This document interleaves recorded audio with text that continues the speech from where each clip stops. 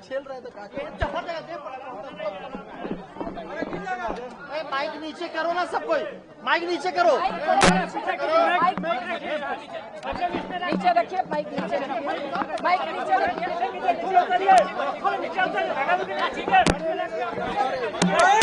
ऐसे नहीं करो।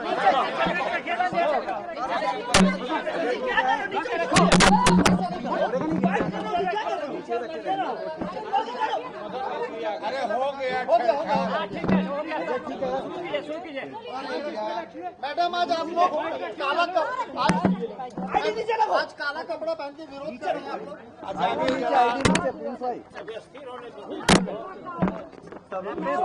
काला दिवस है भारत सरकार के लिए, राज्य सरकार के लिए, बिहार के जनता के नाम पर गरीबों से नाम कर रखो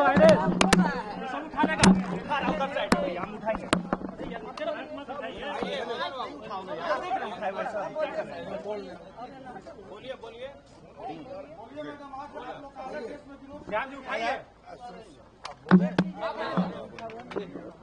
जैसा कि आप लोग जानते हैं,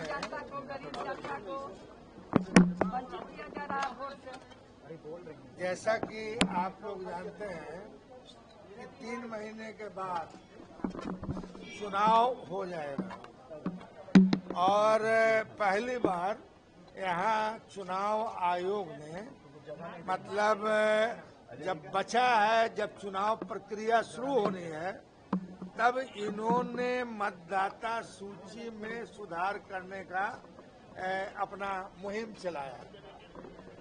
बिहार के सरकारी आंकड़े के हिसाब से 3 करोड़ लोग बिहार से बाहर मजदूरी करने के लिए जाते हैं।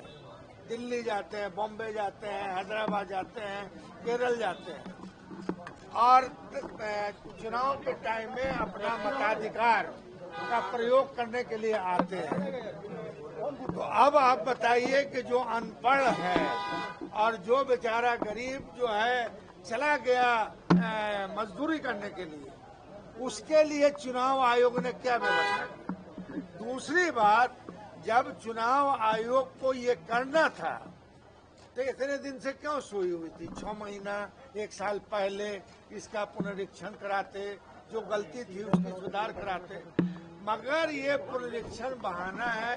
गरीब, गुरबा, मजदूर, अल्पसंख्यक को का जो है वोट से, मतदाता सूची से हटाना मकसद है। और आप देखते होंगे कि एक सांप्रदायिक पार्टी जो सरकार में है वो कह रही है कि साहब बांग्लादेश से लोग आ गया है, फलाने से आ गया, फलाने से आ गया है। तो अगर आ गया, थोड़े देर के लिए आ गया है,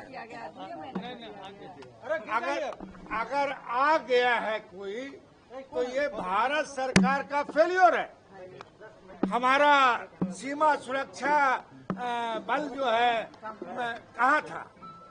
मतलब ये सब कुछ नहीं है, बस गरीब, गुरबा, मजदूर, पिछड़ा, अल्पसंख्यक, ऊंची जाति के गरीब लोग जो दिहाड़ी मजदूरी में बाहर हैं, उनको वोट से महरूम करना है।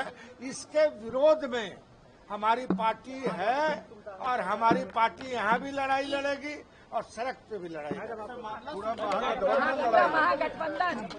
पूरा महागठबंधन इस मतदान पुनरीक्षण का विरोध कर रही है और बहुत डिटेल्स में हमारे अब्दुल वारिस सिद्दीकी जी ने जो कहा है, बिल्कुल सही कहा कि इस राज्य के जो दलित है, गरीब जनता है, अल्पसंख्यक है और जो इस राज्य से बाहर बड़ी संख्या में जो मजदूरी करने, अपना पेट पालने जाते हैं, वैसे सभी को मतदान से अलग करने की एक बड़ी साजिश है। क्योंकि अब 3 महीना बचा है चुनाव में और इस क्रम में यह पुनरीक्षण, यह इतिहास ही है कि कभी ऐसा पुनरीक्षण नहीं होता है।